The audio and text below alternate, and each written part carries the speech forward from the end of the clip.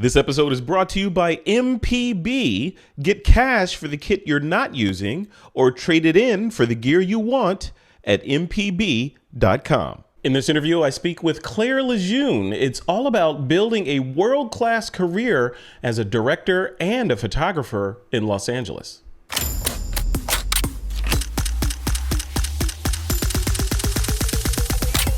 This is TWiP.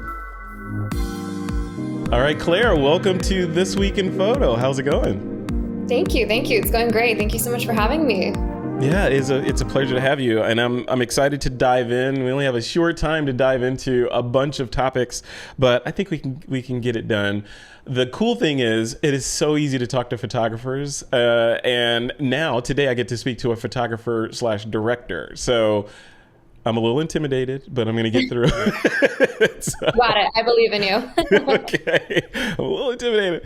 I would never attempt to call myself a filmmaker, but I admire those who do, because I know there's a lot that goes into that. So let's dive into your background a little bit before we dive into the interview. Claire Lejeune, who are you, right? When you were at at a cool kind of, industry event and someone walks up to you and they say, "Hey, Claire, what do you do?" What's your elevator pitch to that person? Sure. Yeah. So I'm a photographer director based in LA. I've been here for almost 5 years, and I work a lot in the athletic branded product industry. So some of my top clients are Adidas, Reebok, Puma, Sony, very much like oriented in products. And then I also do quite a lot of portrait work. So just very lifestyle, street, athletic oriented kind of shoots. And then I also direct a little bit. So like commercials, campaigns, that kind of stuff. Oh, that's so cool. See, that's the life. That's where people want that life. You're like LA, a young person living in LA doing this world-class work with world-class brands and creating, stuff that you enjoy doing. Was this the plan all along? I mean, when you were Claire of 16 years old in high school, did you know that you were coming this direction, or was it something completely different back then? Not at all. I honestly I never even thought about photography or creativity in that sense, like content creation. It was super random. I literally picked it up right out of high school. I randomly attended a Instagram meetup back when that was like really a thing around like 2014, 2015. And I just discovered that I had this like love for creating visual art. So it was never planned. I was going to go into marketing, which I guess kind of this is also incorporated in marketing, but yep. No, never planned. It was super random. It kind of just fell into my lap, and it lucky for me, it worked out, I think, but very random and not planned. Like, was it like falling into your lap? Was it a hey, here's a camera, let me start taking some pictures. Oh, I kind of like this thing. Or did you once you started shooting, you realized you had a natural aptitude for it? Or like, how did it kind of gel to make you keep pursuing it up until this day? Yeah, totally. It was definitely the latter. So once I picked up a camera, it was kind of like immediate, very natural. Like I always kind of understood lighting and like positioning people and directing. Like obviously it wasn't as good when I started, but there was always like a natural intuition that I never really had for any sort of other project in my life or anything that I really chased. I never had this intuition, and with photography it just came very naturally, and so it just kind of made sense to pursue it, because I was like, wow, I actually kind of get how this works, and I think that as I study it and do it more, I think I could get good at this. So it was very natural, and it kind of just happened on its own. I got very lucky with that. I love that. And a lot of photographers that are out there. There's a lot of photographers in the world of varying skill levels, but not many that can say that I'm a photographer director and have clients and I'm living in LA. How do you make that transition or that jump to shooting, or was it? I'm assuming that the photography, then the directing showed up. Maybe it was the inverse of that. But how do you make the jump? Is it right place, right time stuff, or is it blood, sweat, hard work, knocking on doors to get something done? How does that happen? I think it's a mixture of everything. It's definitely a lot of work. And, I think especially on social media, it seems like everyone just starts shooting and immediately has a big client, but you don't see like the 3 years of barely being able to pay your rent or worrying whether or not you could survive. So it's definitely blood, sweat, and tears. And then I think also, it's really based on networking and knowing the right people. So I guess in a sense you could say it's right place, right time, like meeting the right people, but also it's like putting yourself in those situations and chasing those events and those people. So I think it's a lot of work and a lot of, I always swear by networking. I think it's really like meeting the right people and fostering those connections and relationships, which eventually turn into business. Yeah, and that's part of it, right? I think a lot of photographers or a lot of people in general, regardless of the industry, might discount that part of the equation because you could be a world-class photographer, you know your stuff, and you're in Photoshop or Capture One, and you're just making magic. But if you don't have the interpersonal skills or the networking side of it, your success may be limited depending on the industry that you're going in. If someone, maybe they have the ability to be an ace networker and get out there and shake hands and all that stuff, they have the ability, but they don't know how to do it. How do they do it? Like, what's some steps that they can take to kind of break the ice and get out there and start talking to people that may open doors later for you? Yeah, I think it's just being very aware of your surroundings. And when you're meeting new people, like not going over the top with like, I'm a photographer, hire me, but really connecting with people one-on-one individually, like getting to know people, seeing what their needs are. Like, do they run a business? Like, can you help them in any way? I mean, when you first start in the creative industry, there's a lot of like trading or collaborating. So like you're helping someone and they're helping you. And so then fostering that connection and keeping up with them. And if you get invited to an event, like always saying yes. I think it's a lot of like, yeah, just being open and saying yes. And when you meet people, trying to benefit them in the same way that they benefit you.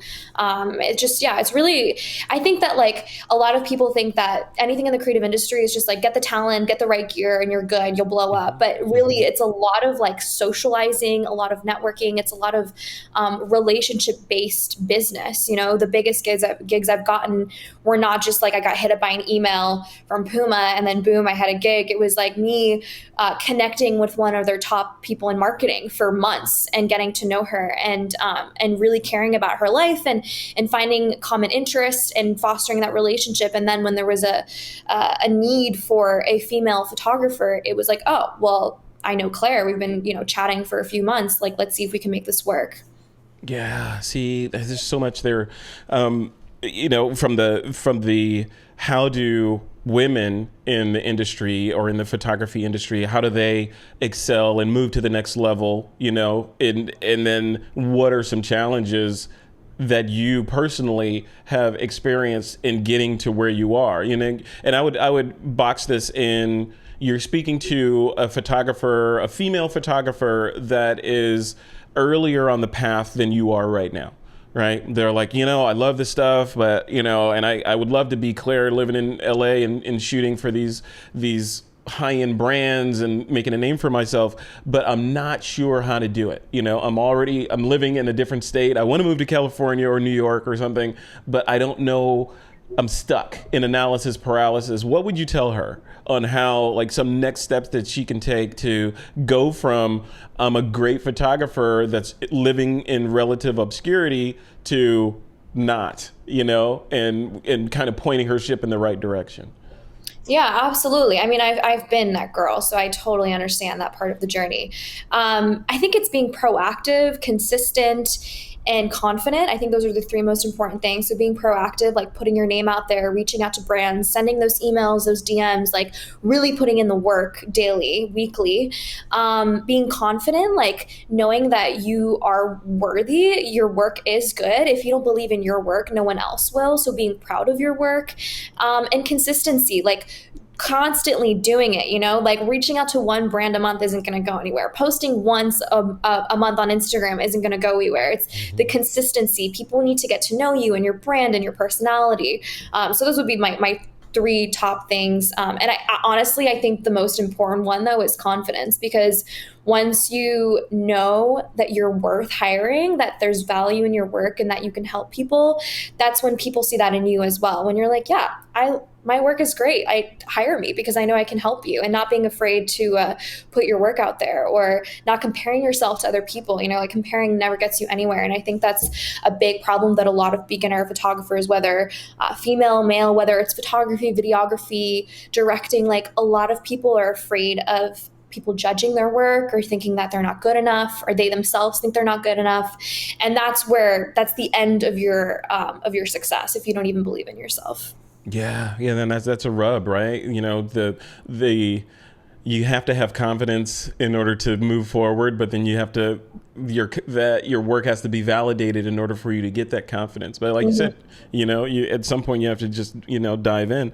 But then, you know, one thing I want to throw at you, I think you're the perfect person to ask this question to, is obviously social media is important. Instagram, etc., TikTok now, all these different platforms are important. For someone like you that is a professional creator, you know, that's living in that world and doing stuff, what's the cocktail, right? What's the cocktail of social media platforms that you think, again, speaking to that young girl or young guy, right, that wants to dive in, what's the cocktail? Should they be focusing 100% on Instagram and Twitter? No, Instagram, Twitter, and TikTok? Or no, just TikTok and YouTube? Like, what should they do in your opinion? Yeah, I know. It's so overwhelming. There's so many options. It's crazy. I mean, listen, for me, it was Instagram. It was completely just Instagram. I mean, I did start like years ago. So back then it was mostly Instagram. I think there's value in using all of it, but you also have to be mindful of not overexerting yourself in every single platform. Like, it's hard to be consistent when you're not posting consistently one platform. You know, posting on 5 different platforms every day is just overwhelming. So, I mean, I would say pick 2. I think TikTok is a huge opportunity. Like, there's so many people on there, and the algorithm really favors new content creators, beginners. And then Instagram, Instagram is just so good. There's so many people, so much potential in views of brands. Like, every single brand is on Instagram. So I think maybe picking like 2 and really sticking to that for like 6 months, a year. If you have the capacity to add in a third, you know, put in Twitter. Like, Twitter is huge right now for specifically photography. There's a huge photography community on there. They're very supportive. They're constantly helping each other out. And it's a different kind of support than you get on Instagram. It's much more about the community than it is about just the engagement. So, I mean, just kind of like experimenting on all 3, but I would recommend for sure those 3 and maybe focusing on 2 at the beginning if it's too overwhelming to do 3. Yeah. So does that mean Facebook is on the shelf with Friendster and MySpace now? Yeah, listen, I've never used Facebook for business, honestly, so I can't speak on that. I don't think this was probably the best. I mean, I do have some friends who actually do, they do have ads on Facebook, and I think it works for them. I can't really speak on that, but I would say YouTube, also a great platform. YouTube's a lot of work. So like, if you're ready to put in that work, then go for it. There's a huge potential in YouTube, but I think for most people, like, Twitter, TikTok, and Instagram is relatively easy to keep up with. And yeah. You know, a lot of the models and photographers, increasingly so these days, have skipped over the traditional website portfolio.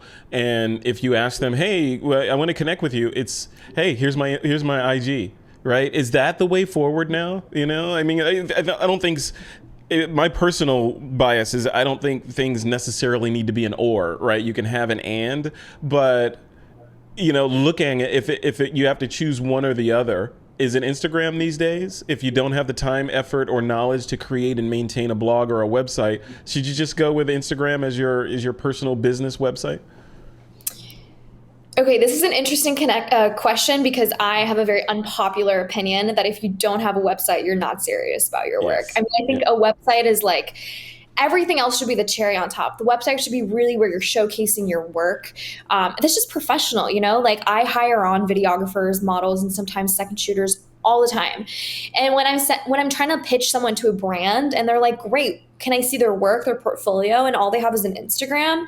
Like, it kind of almost looks bad on me in a way where I'm like, they don't have a website, and it's kind of weird. Like, that's just the basis. So I mean, it's like, Instagram is so amazing. Like, you should have an Instagram. By far, like, Instagram is going to get you a lot of work. But there's just something that puts you above other people when you have a website, because so many people don't have a website, and it's not that hard to invest in a website. Like you can make one on Squarespace for like $30 a month. Like there's other, websites, hosts that create really beautiful websites for very affordable prices. I think absolutely people should have a website and Instagram. For me, it's both. It's not or. Yeah. But I mean, yeah, I think most people probably would say Instagram is more important. You can get more views, more eyes on you via Instagram, but I think a website is really crucial as well. Yeah, and you could look at it linearly, right? So, okay, you're just getting started, Instagram, build up that, and then when you get a little bit of traction, knock a website out, and the way that I look at if you look at it from sort of an astrophysical type perspective, the sun is your website and the planets are orbiting that, and that's all these social media services, your website and your email list, right? And then the planets orbit that, right? And that's Facebook and TikTok and Instagram and all these guys. But in the end, if all those planets go away, you still have your sun, right? If there's a new planet that shows up, you can connect to it, but all roads lead, your Rome is your website. All roads lead to your website, right? Yeah, that's a great analogy. And also it's much easier organizing your work on a website. You can showcase it by brand, by project. Instagram get a little confusing, and like most people have a very small attention span. So if there's a director looking at 3 different creatives to hire on for a project, and one of them has their project super well organized on a website, like it's going to be easier to just go with the photographer whose work you just see, oh, great, they shot for this brand and this big person, this artist. It's just easier than having to like, scroll and scroll on their Instagram, hoping you're going to find a project that they got paid for, blah, blah, blah. It's just easier to have a website. Yeah, no, I 100% agree. Let's switch gears. So now you're doing your thing. You're working in LA. You got your clients. You're keeping ahead of the schedule and all that. How has this new world that we're living in impacted Claire Lejeune and your client flow and all that? And the new world being the pandemic related world and social distancing and all the joys that bring. Has it impacted you at all? Because I hear some photographers say that, hey, my business is better now because X, Y, and Z, and some, particularly wedding and portrait photographers, are really hurting right now as these social distancing rules and restrictions happen. How has all this stuff affected you? Yeah, so I think the first few months of the pandemic obviously was terrible. No one had to work, no one had a job. But after the first few months, business was booming for me. I had so many people were hitting me up because as soon as like a little bit of the bans got lifted, people just needed content. They hadn't shot anything in like 3, 4, 5 months. So there was a huge need for content, for pushing their products out there again. So I was so busy last year. Like last year was my best year out of all my freelancing years, which is pretty incredible. And like, again, huge blessing. Like I'm very lucky. But for me personally, the pandemic was great. Yeah, that's good. Well, silver lining for all this. Yeah, and a lot of these synapses that are formed during that period will continue on, right? After hopefully COVID is a distant memory. All these relationships that you've built will continue on in force, and you can continue building. So that's fantastic. One of the other topics on this show that people tend to like a little bit of discussion on is gear. Right? Especially someone like you who's got a foot in both worlds, on still photography and on the directorial side of the world.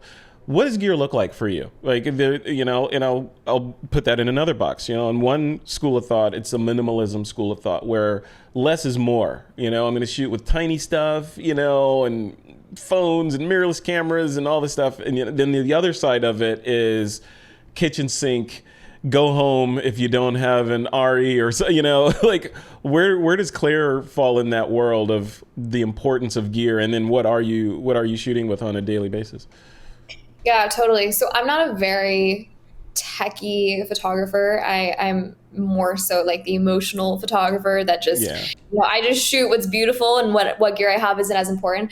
But I do think that having good gear, it is important. Like you're going to get much more out of like a professional grade camera than you are on like, a Canon M50 or something, which is more like a vlogging camera. You're going to get more out of like a R3 or the new R3 or, a Mark IV, which is what I have. I mean, Yeah, again, like I'm not a technical photographer, so I can't have huge conversations about the techie stuff, but Yeah. I think investing in your business means investing in your gear. So, saving up that money from your gigs and investing it back into your business, it is smart to have options. I think having a number of lenses is smart. You want to be prepared for any type of shoot situation. So if you're just shooting on a prime lens, like on a 50, and that's all you've been shooting with for years, like I think it would be smart to upgrade to a zoom lens and going a little wider, or getting like an 85 or 24 to 70. It's just easier for business when you can offer a client more versatility with a bigger amount of lenses or a nicer camera. Do you feel like there's a certain amount of theater that goes along with the gear, especially in your area, right? In the Los Angeles or Southern California area, the industry mainly is entertainment down there. When you have a client on set with you, does the gear that you're shooting with matter? Like, in other words, if you know that you can get this shot done with a little point and shoot Fuji X100 or something, but you bring the big guns and lenses and all these things on the table just so that the client, knows that this $100,000 check that they're writing is being shot with, great gear. Is that a thing, or do your clients even care? They just know they're hiring Claire Lejeune, and they know that that name brings a certain level of quality. How you get to that quality, they couldn't care, or do they care? What do you think? I think it's very subjective based on the client. I've had clients where, yeah, our budget for a commercial is like $100,000 and they absolutely want all the big guns. Like there was one commercial I did semi recently. We had a crew of like 40 people and it was so extra. It was so unnecessary. It made it so much more difficult having 40 people on set than if it had just been a team of like even just 10. So yeah, I think for that client, it's like, let's show off. They give us a huge budget. We want to show them that we're putting their money to good use. Mm-hmm. But I think some clients don't care. They're like, just give us dope content. That's all we want. We're just paying you to give us cool stuff so that we can make money off of these photos and videos. So I think it really depends on your client. I think it can be a little excessive at times. I'm more so for like small crew, just, exactly what I need gear wise. I don't need like all the big stuff. But obviously like some clients just want to see their money being put to use. That's so interesting. Yeah, I had a conversation with one of the Sony artisans. They're in the artisan program, and he was telling me that routinely, when he's a commercial photographer and editorial, and routinely they'll have, if client is on set, they'll have tables set up with all the big gear and lenses and all that, but then he'll pull out his little mirrorless camera that he prefers shooting with to do the actual principal photography for the job, but all that other stuff is out just so the client can see that, yeah, I'm the real deal and I'm worth a lot of money in the check that you're writing. I wonder, and I've asked this question to other photographers in different genres as well. In the wedding photography genre, something similar, right? Some photographers have started shooting weddings with phones and, very consumer grade gear, getting good results, but shooting with that gear, the optics to a bride that's paying, say, $5,000 for this wedding, and you're shooting it with your phone, similar to that client that you're talking to. So I wonder where you think things are going with that. Do you think we're always going to be in that theater world where you have to put on this pageantry in order to make the client think that you're worth, or know, or reinforce that you're worth the budget? Or will we get to a point where, you know what, it's all your name. If it's Annie Leibovitz or Joe McNally or Clara Lejeune up there, we know that name represents a certain product at the end of the day and how we get there. I don't know. I'm curious how you think about that. Yeah, I mean, listen, I don't think a phone is ever going to replace a digital camera or a professional grade camera. Like, anyone can say what they want about the new iPhone this, it has 3 lenses that. Like, it doesn't look the same as when you're shooting on a Sony A9 with like an incredible prime lens, period. There's no argument there, I don't think. Yeah. No, it's not but safe. I do think that, yeah, I think it's going to continue to be for show, for sure. If a client's putting in like $200,000 budget into a video for a commercial, they want to see all the crazy gear because they're putting in $200,000. So you showing up with your phone, unless you're being hired specifically because you're known for shooting incredible stuff on your phone, they're gonna be like, why are you shooting on your phone? I think weddings are different. It's not a huge budget like some weddings are, but for the most part, weddings are, I think, a little bit different based on budget. But I think also there are some creatives that I know who shoot everything on their phone. They're like TikTok photographers or even just like a regular photographer, but they're known for that. You know, that's kind of like what Mm-hmm. makes them special or unique is like they shoot this incredible content on their phone. So I'm going to hire them because I want that crazy content on phone. You know, I don't think that great phone technology is going to fully replace, you know, what an industry professional can do with a $50,000 budget or a $200,000 budget. Claire, you mean to tell me that we're not going to see the next major Marvel blockbuster shot on mobile phones? You don't think that's happening? I don't think so. No. I mean, I will say, I actually recently, this past week, actually, some friends of mine who work for an incredible creative agency called Art of Visuals, they just did a commercial for, I can't remember what phone company it is, but they shot the whole commercial on phone. And it's crazy. I mean, it's literally like wild looking at it. You would think it was shot on professional equipment, but that was to showcase what the phone can do. So yeah, Yeah. let's shoot the commercial on the phone. There's a reason behind getting a lower grade equipment to shoot something. There's always a reason behind it. You don't just show up with a phone and say, I'm going to shoot your campaign on a phone. Yeah, yeah, it's so interesting where things are because this conversation wouldn't even have happened like 5 years ago, right? Mhm. It's in, and I wonder, forward facing 10 years from now, what kind of conversations will we be having? How will the landscape change, if at all? And again, emphasize that or the and versus the or, right? You can do some things with a phone if necessary, if that makes the most sense, and use your high-end mirrorless gear if that makes sense, so it doesn't have to be an or a binary decision. So what does the future look like for Claire Lejeune? Like we're in mid towards the end of September 2021 as we record this. If you look back on this interview in a year from now, 2 years from now, what do you want to have happened? What should have happened when you're rewatching this interview? Because you're going to rewatch it. So, what message do you want to give that Claire about the things that she should have accomplished by then? Yeah.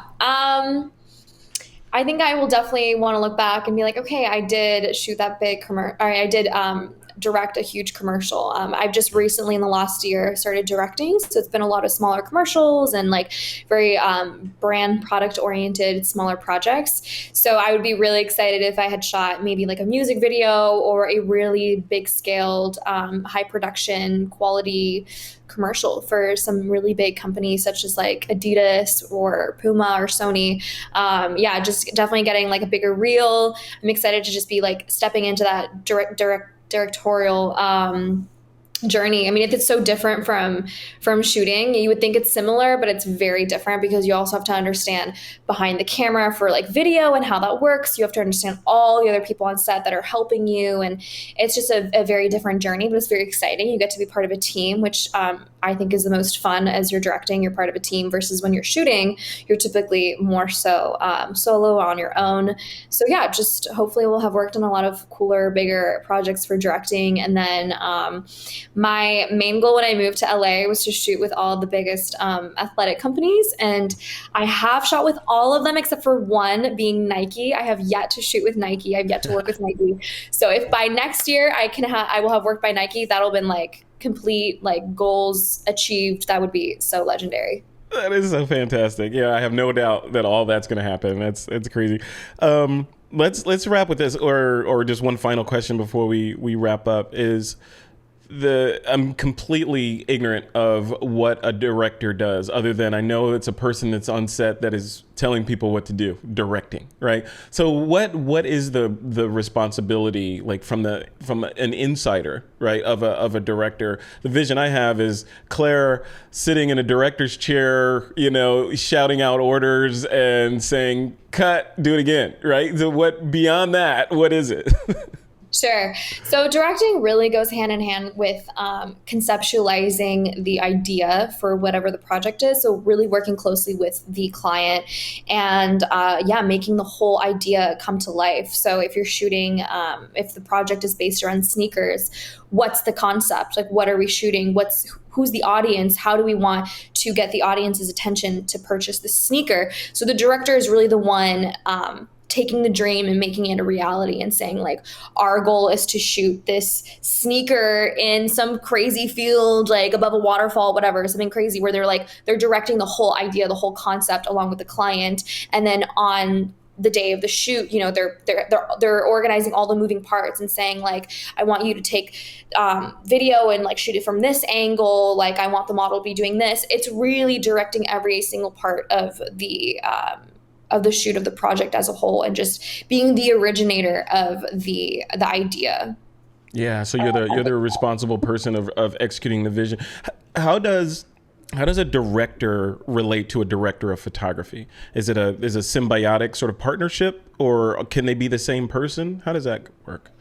So the director of photography is the person behind the camera. So if I'm directing, I have my DP, who's literally the person holding the camera and like shooting video of whatever we're shooting. So I'm basically telling the DP like, hey, let's actually shoot it on the left at this angle. Like, hey, I need the model to swing a little bit more right, or like raise your chin, and like DP, like shoot her from over there. Or like, I don't like this wall. Let's actually move it and replace it with this wall, whatever. So the DP works hand in hand with the director, but the DP is literally behind the camera holding the camera.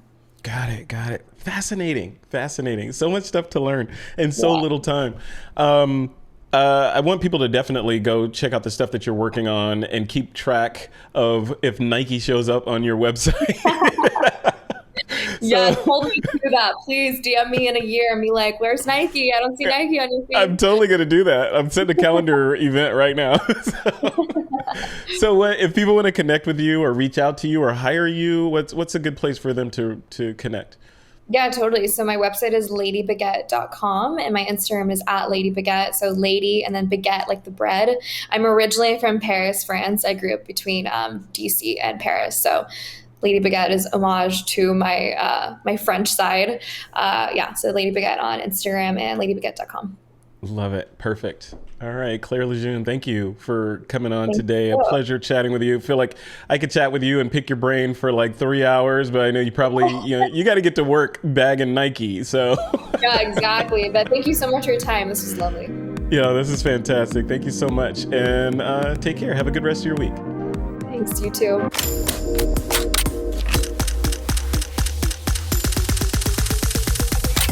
This is TWiP.